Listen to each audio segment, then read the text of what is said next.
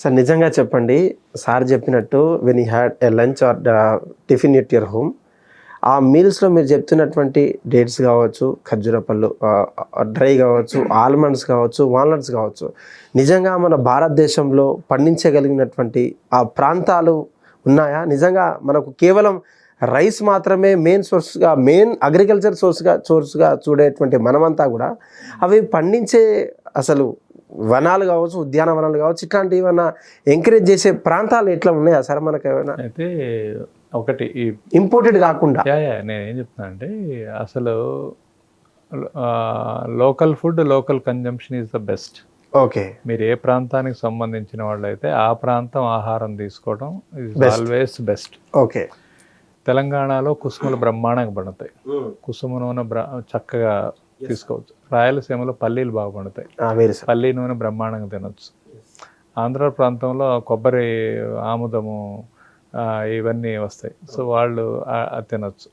ప్రతి ప్రాంతానికి, ప్రతి రీజన్కి మనకంటూ లోకలైజ్డ్ ఫుడ్ కల్చర్ ఉంది. మనం దాన్ని మర్చిపోయాం. ఇవాళ ఏదో బాదం పప్పులు తినాలనో, వాల్నట్స్ తినాలనో రూల్ ఏం లేదు. ఇప్పుడు కినోవా అని బాగా మహేష్ బాబు కినోవా తింటాడు, కేజీ 500, కేజీ 600 అని చెప్పేసి. కినోవా ఏదో మన జొన్నలు కూడా అంతే, ఓకే, మన మిల్లెట్స్ కూడా అంతే. మన 40 రూపాయలకు, 30 రూపాయలకు, 100 రూపాయలు తిరిగి మన మిల్లెట్స్ కూడా అంతే. అది ఆ కినోవా ఎక్కడి నుంచో మనం అమెరికా నుంచి తెచ్చుకుంటే దాన్ని ఏదో గొప్ప అనుకొని చేసుకుంటాం.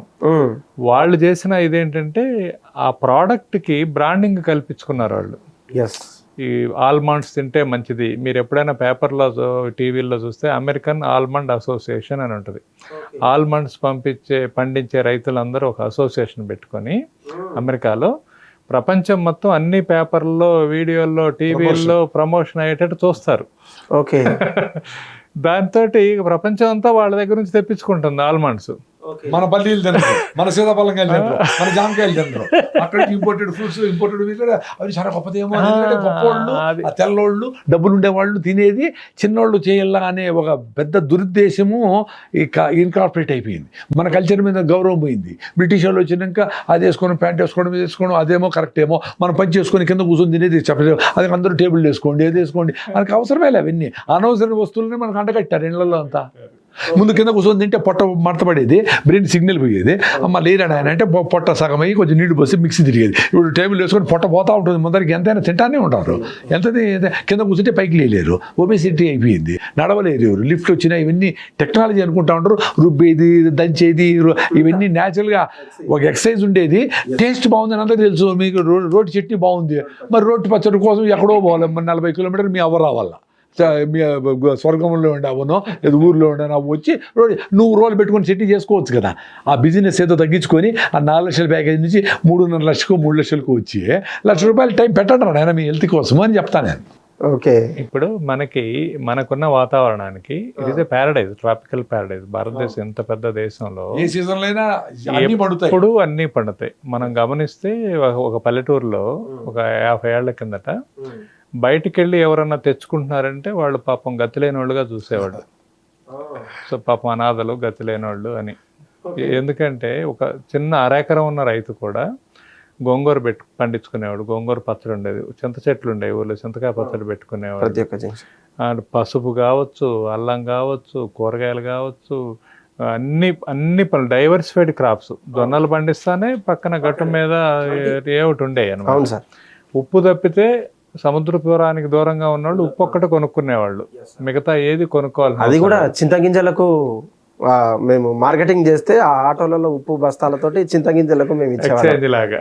ఎక్స్చేంజ్ లాగా, అంతే, బార్టర్ సిస్టమ్ ఉండేది. అవును. సో అందుకని మన దగ్గర అన్ని, అసలు ఇది లేదు మన ఆరోగ్యానికి, వామ్మో మనకేంటి అని ఆలోచించాలి. మనకున్నంత ఆరోగ్యం. గాంధీ గారు పల్లీలు, మేకపాలే తాగేవారు వారి ఆహారం. ఓకే, అద్భుతంగా ఆయన అసలు ఎంత దేశం తిరిగాడు, ఎంత ఓపికగా తిరిగాడు.